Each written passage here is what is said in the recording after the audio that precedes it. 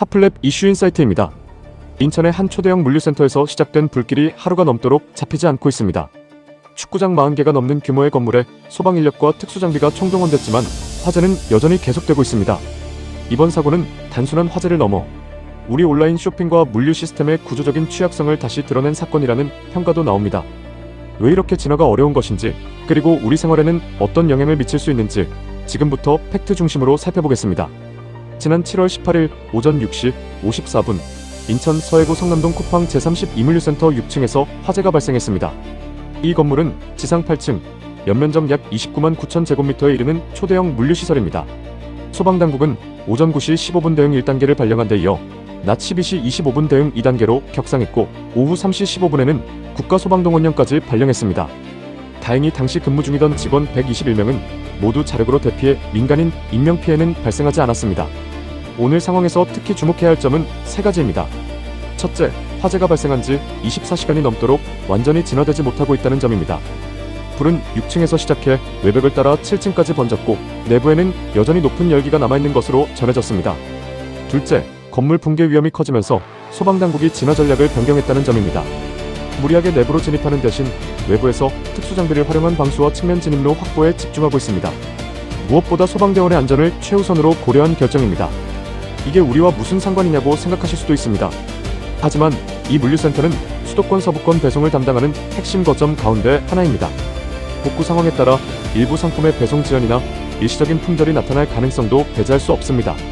다만 현재까지 쿠팡은 배송 차질 규모에 대해 구체적인 내용을 공식 발표하지는 않았습니다. 셋째, 진압 과정에서 소방관이 연기를 흡입하는 등 부상을 입었습니다. 장시간 이어지는 고온과 짙은 연기 속에서 진화 작업이 계속되는 만큼 대통령과 국무총리도 소방대원의 안전 확보와 추가 사고 방지를 강조했습니다. 이번 화재를 보며 많은 사람들이 2021년 이천 덕평 물류센터 화재를 떠올리고 있습니다.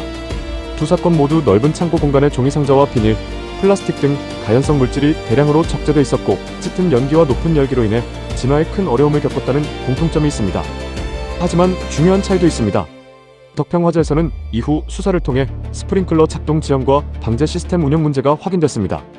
반면 이번 인천 화재는 발화 원인과 스프링클러 작동 여부 모두 아직 공식 조사 단계입니다. 따라서 현재 시점에서는 확인되지 않은 내용을 단정하기보다 소방과 경찰, 국과수의 조사 결과를 차분히 지켜볼 필요가 있습니다.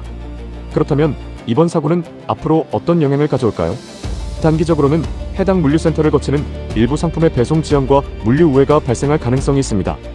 소비자 입장에서는 평소보다 배송 시간이 길어질 수 있습니다.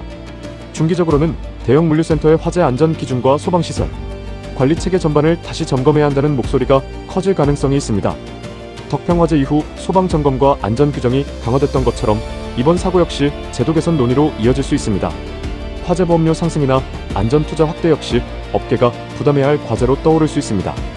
이번 사고는 단순히 한 기업의 화재를 넘어 대형 물류센터가 안고 있는 구조적인 위험을 다시 보여준 사례로 볼 수 있습니다.